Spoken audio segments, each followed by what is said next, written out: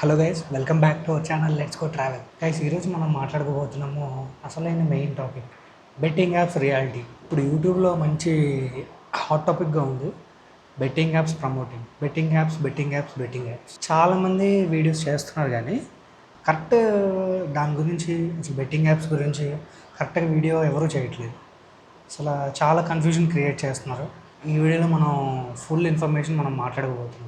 అసలు ఎందుకు ఇన్ఫ్లుయెన్సర్స్ ఈ మధ్య బెట్టింగ్ యాప్స్ ప్రమోట్ చేయడంలో ఈ ఇన్ఫ్లుయెన్సర్స్ బాగా మితిమీరిపోయారని చెప్పి చాలామంది ఫాలోవర్స్, సబ్స్క్రైబర్స్ ప్రాణాలు పోగొట్టుకుంటున్నారు. ఇలా చాలామంది సూసైడ్ చేసుకొని చచ్చిపోవడం అలా జరుగుతుంది. అది దానికోసం అని చెప్పి గవర్నమెంట్స్ బాగా ఇనిషియేటివ్ తీసుకొని కేసెస్ అన్నీ పెట్టారన్నమాట. కేసెస్ చాలామందికి నోటీసెస్ ఇష్యూ చేసినాయి.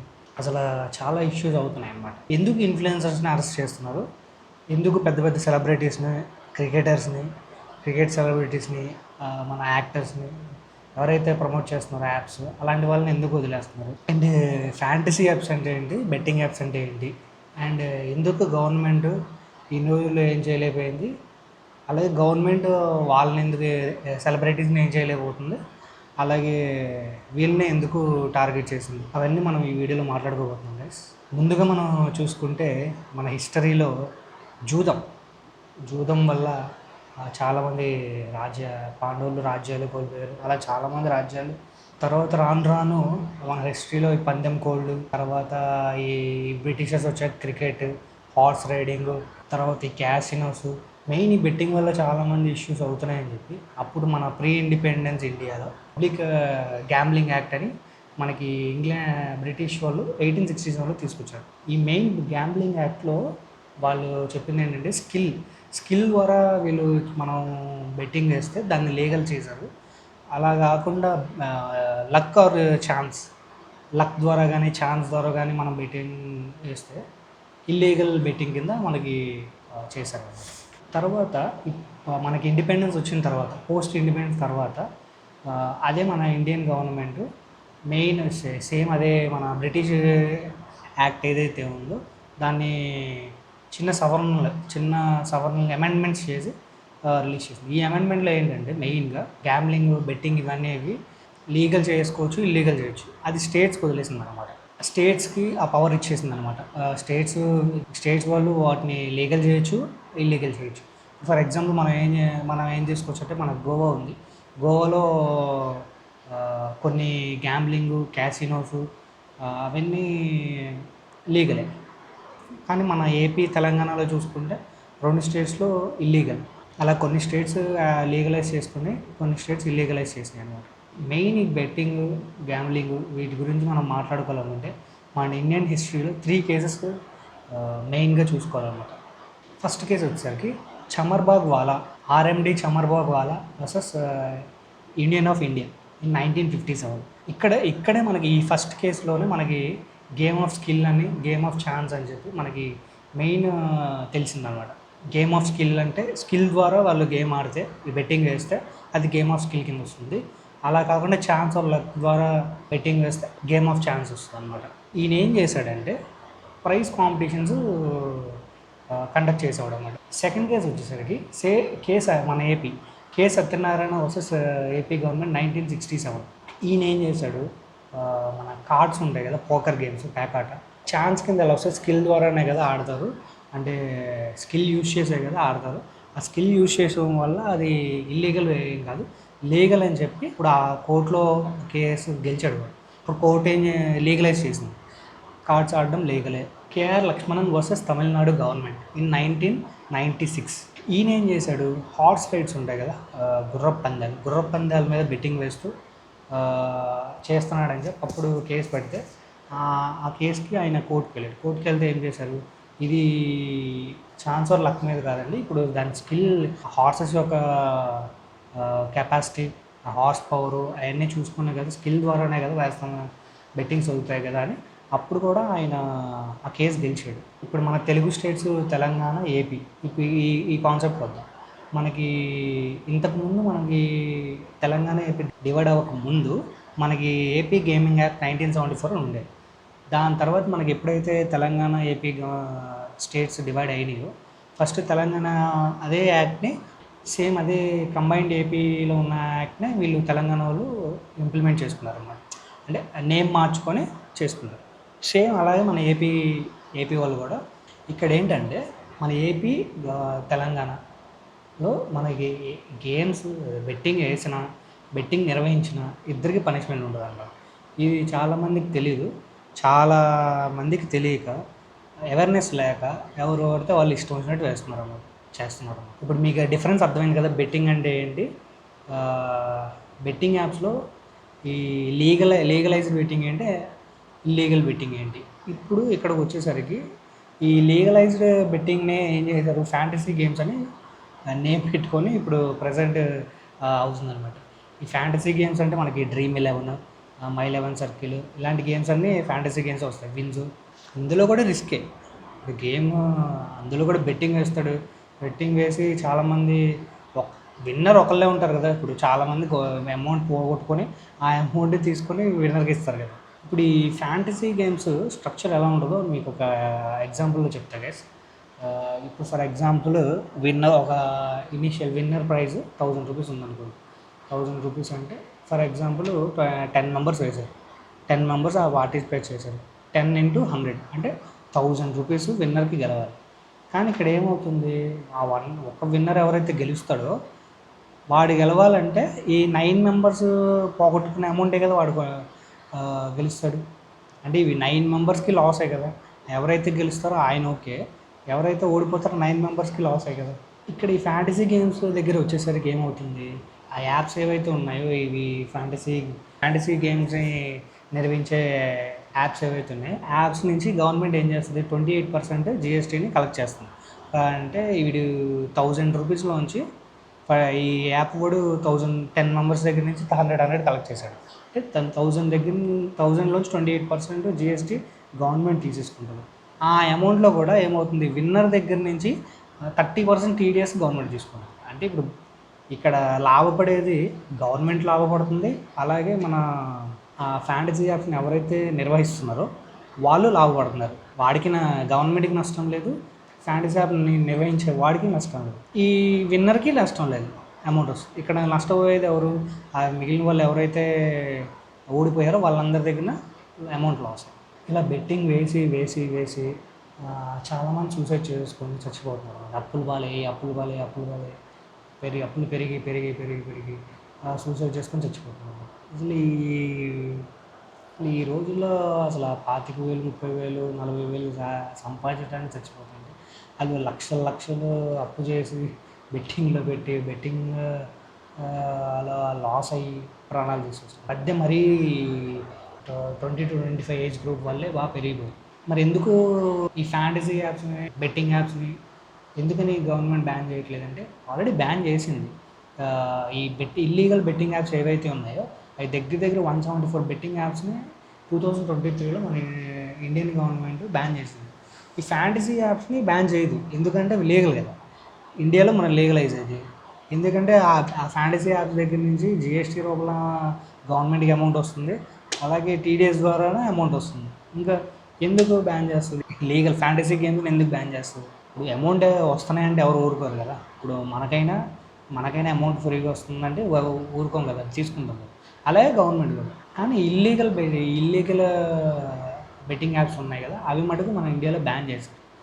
మెయిన్గా మనకి కనిపించే 1x bet, fair play, Lotus 360 అలా దగ్గర చాలా 174 బెట్టింగ్ యాప్స్ని, ఇల్లీగల్ బెట్టింగ్ యాప్స్ని మనకి ఇండియాలో బ్యాన్ చేశారు అన్నమాట.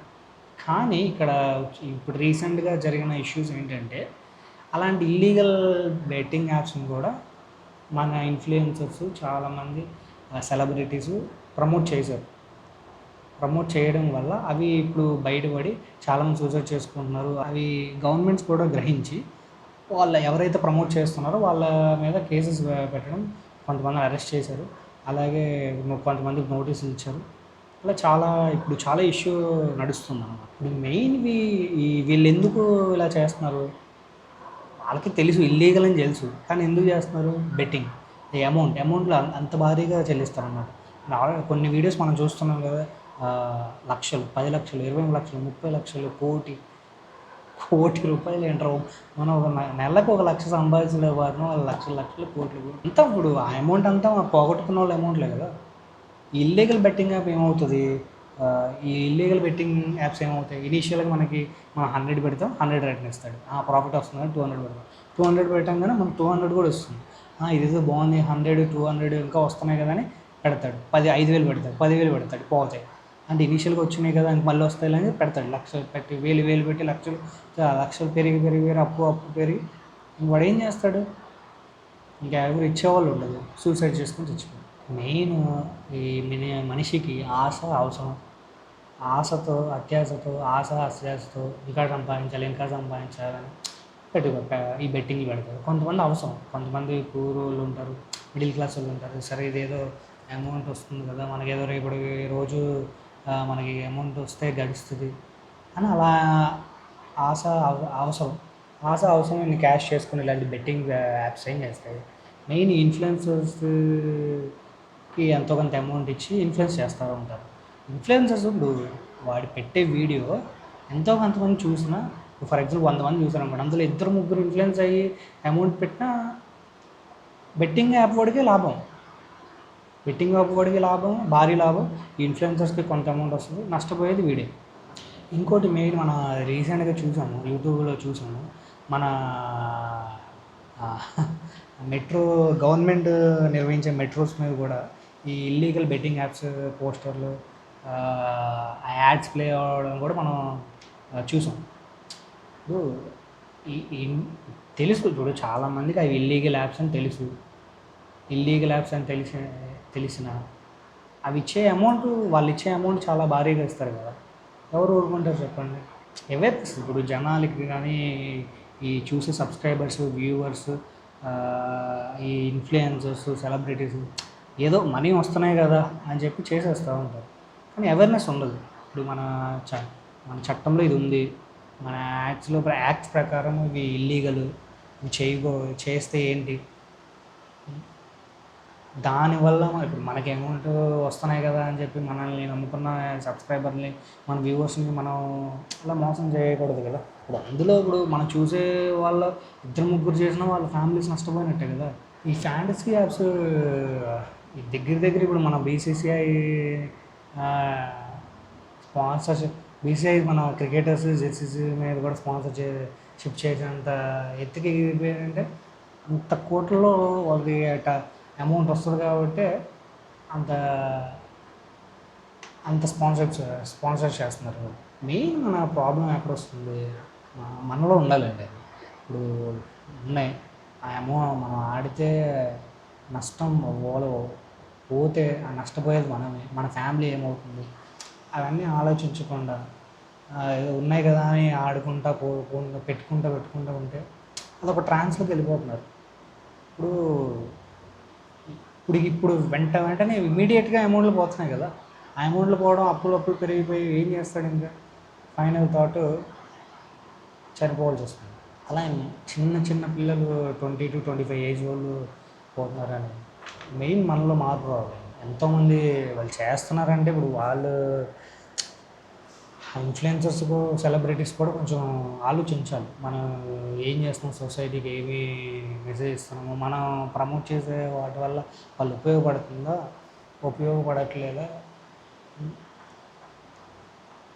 చేయాలి. ఒక పెద్ద మనిషి ఎప్పటి నుంచో పోరాడుతున్నాడు, అలా నిదానంగా కమ్యూనిటీలో చాలామంది పోరాడుతున్నారు. కొంతమంది వీడియోలు తీసి పెడుతున్నారు యూట్యూబ్లో. ఎందుకు పెడుతున్నారు అర్థం కాదు. జనాలకి అవేర్నెస్ తేవాలి. కానీ వాళ్ళు చేశాడు, వాడది, వీడిది, వాళ్ళది.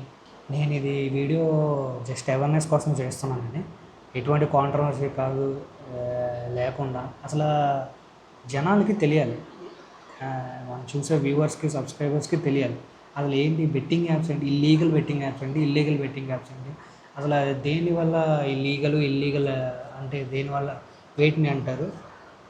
అసలు మరి చాలామందికి ఇది ఉంటుంది కదా, వీళ్ళు ఇన్ఫ్లుయెన్సర్స్ చేస్తే వీళ్ళు కేసెస్ ఉన్నాయి, వాళ్ళు సెలబ్రిటీ క్రికెటర్స్, యాక్టర్స్, చాలామంది పెద్ద సెలబ్రిటీస్ చేస్తుంటే వాళ్ళ కేసెస్ లేవు. వాళ్ళు చేసేది ఫ్యాంటసీ గేమ్స్, వీళ్ళు చేసేది ఇల్లీగల్ బెట్టింగ్ యాప్స్. ఇక్కడ 2023లో అవి ఏవైతే గవర్నమెంట్ ఇల్లీగల్ అని బ్యాన్ చేసిందో వాటినే చాలామంది ఇన్‌ఫ్లుయెన్సర్స్ అసలు కొంతమంది సెలబ్రిటీస్ ప్రమోట్ చేశారు.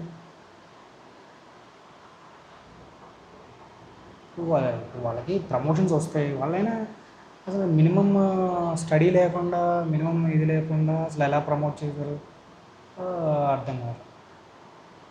వీళ్ళు ప్రమోట్ చేసిన దానికి ఎంతోమంది ఇన్ఫ్లుయెన్స్ అయ్యి, ఎంతోమంది బెట్టింగ్‌లో అమౌంట్ పోగొట్టుకున్నామని చెప్పి చాలామంది నష్టపోయి, చాలామంది ప్రాణాలు తీసుకొని,